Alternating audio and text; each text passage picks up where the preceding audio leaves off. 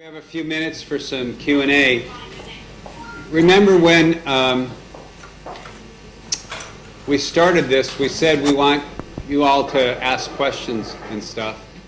So I hope that, Lynn, is there a microphone out there?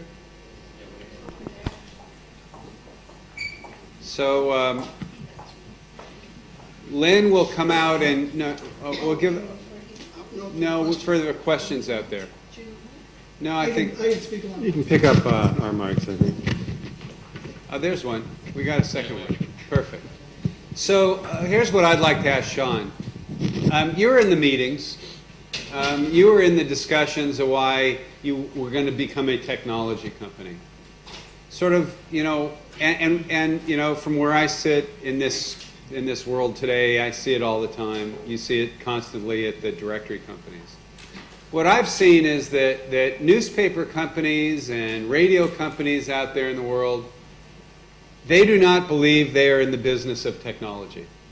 They outsource it, they go find the best providers, they manage them very carefully, they're very good about how they do vendor management, partner management. Then you get to the directory companies and they feel like they got to build all this technology.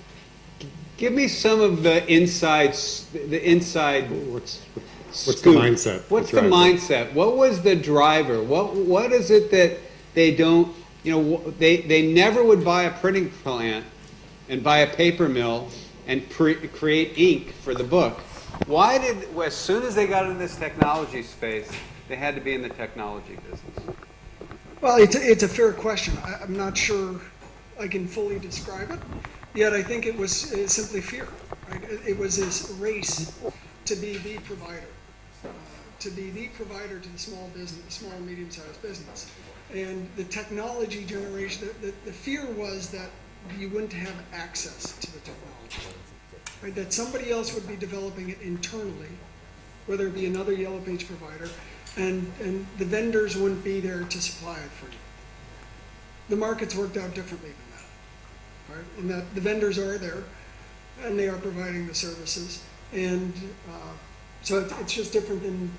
But were there? I mean, give us some context of the discussions. Were there people who were saying, we shouldn't be in the technology space, and there was a group that's saying we have to be in the technology space, and how did those discussions go? Come on, Sean. Well, it's fair.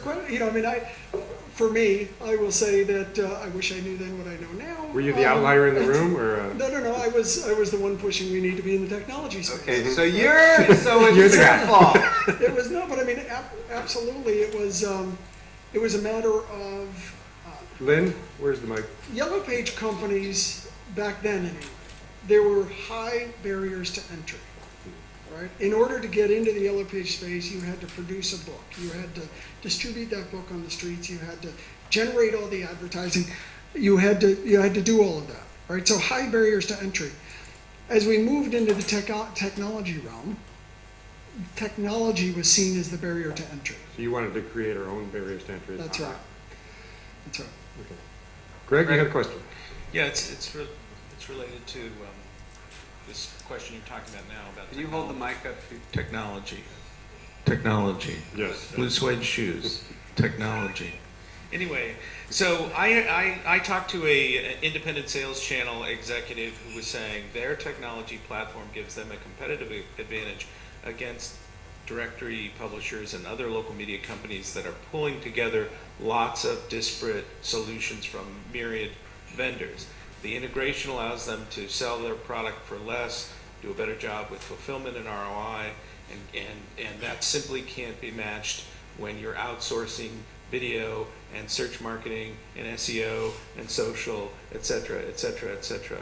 So that is an argument. Maybe it's not possible for publishers to play in that game, but that's an argument that outsourcing is going to be a problem ultimately as well. Can you comment on that? If you understood what I was saying? I totally disagree, wholeheartedly. And this goes back. Somebody once said to me, he said the point of outsourcing is that you diffuse the costs of that platform across multiple parties instead of bearing 100% of the cost yourself.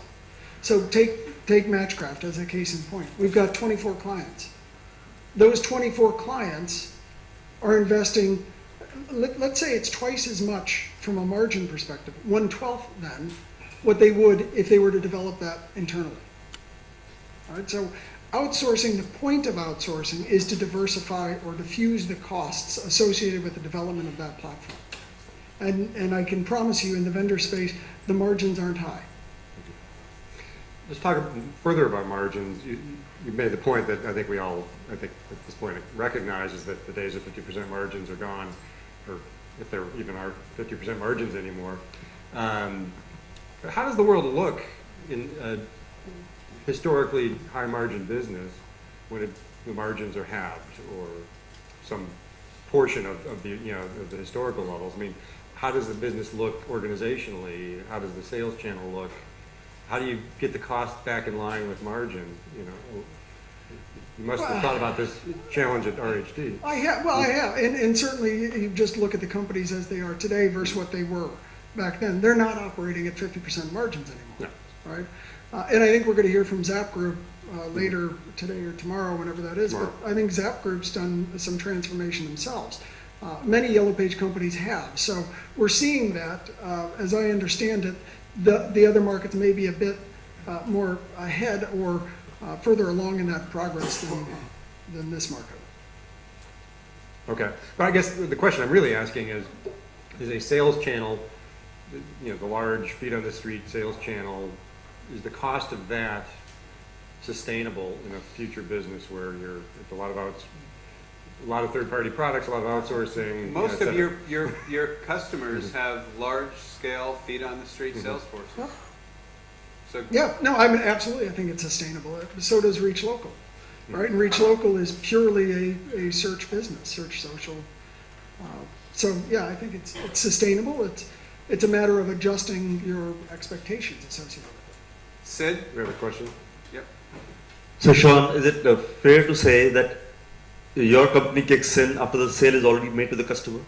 I'm sorry, say it again? Your company kicks in after a Yellow Pages or a like company has already made a sale to the customer. Yes, that's exactly right. So what we do is we allow that sale to progress onto Google and Exactly, get posted. Yes. exactly. I think the problem with which a lot of our companies face is getting to the point of the sale having been made to the customer. And that's really where the challenge is, because once the sale is made, thereon it's a completely different set of challenges.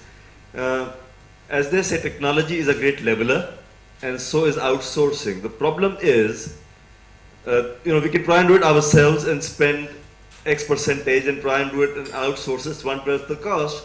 But now it's 1/12 to all the 24 companies, which means that all of them are going to undercut further in the market, and the only two people who end up making money, or three people who end up making money, is Google, A, because that's God, and B, the customer, because he gets a better deal, and C is yourselves. But the Yellow Pages companies don't end up having any margin, and that's really where the problem is. So any solution on how to solve that?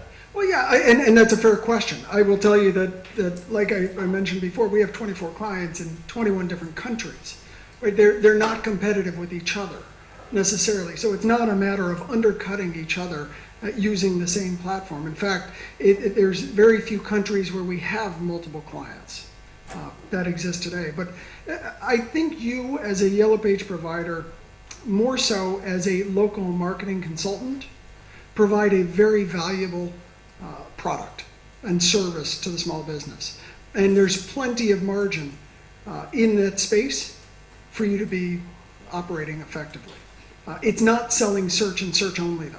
Well, that's what I was about to say. So Sid, that's what I was saying earlier about platforms and solutions, is that if you're a one-trick, I sell, a print ad and SEM, that is not a sustainable business model. And that's why all these other people are starting to look at platforms and solutions as really the way to rebuild that margin so that it's not a zero margin game.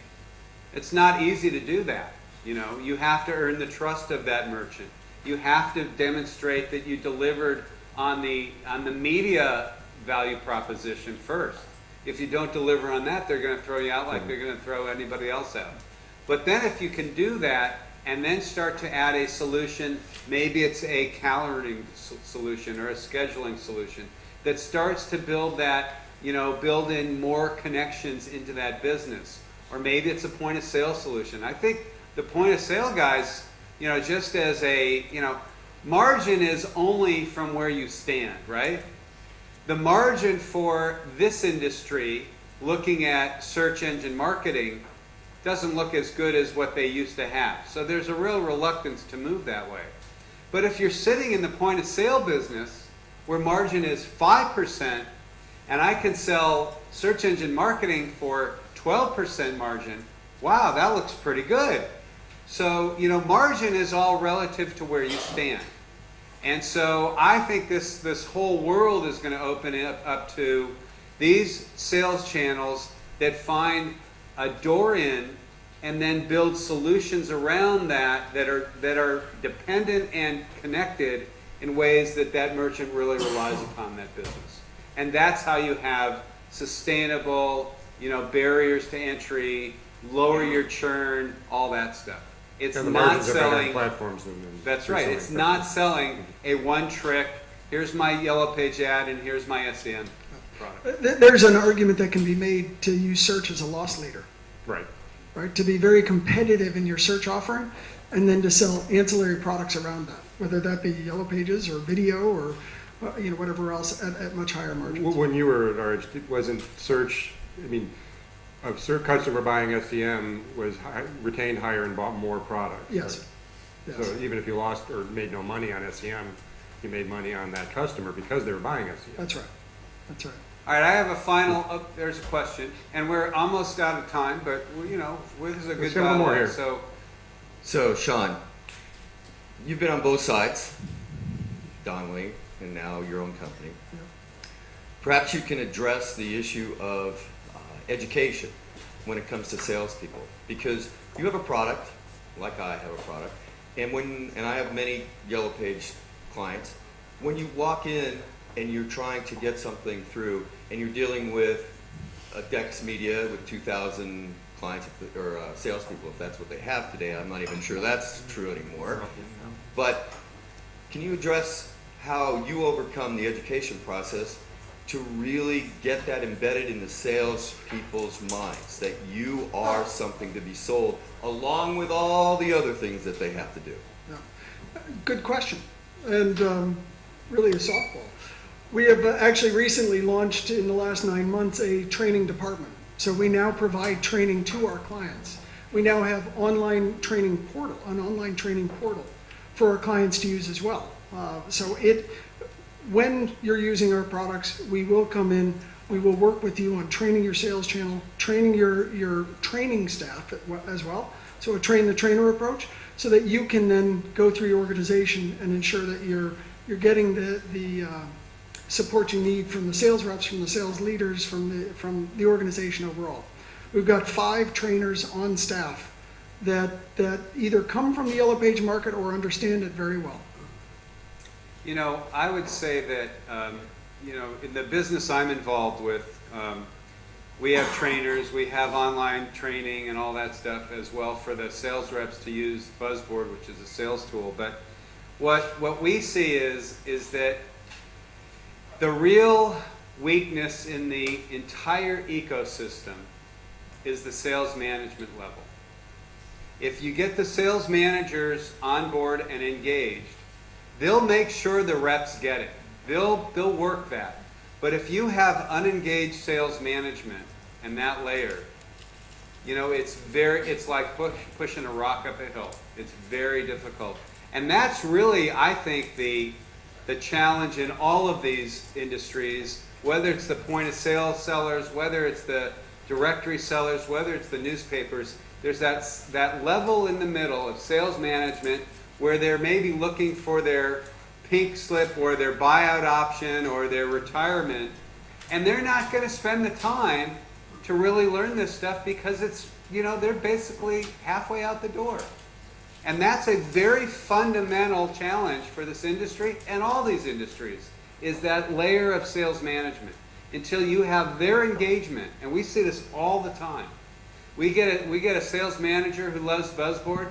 That sales team uses it every day relentlessly. They get trained, they learn, they get comped to do that. We see another sales manager who's not engaged, you only go so far, right? Yeah, no, I mean, it goes back to the old axiom, inspect what you expect, right? If you're not promoting the use of those products on a day-to-day basis, if the sales manager isn't involved in that on a day-to-day basis, it doesn't get done. Okay, I think we'll have to end it there and Yes. move on to the next Sean, session. excellent, thank you Join us very in thanking much. Sean. I'd like to introduce Kartik.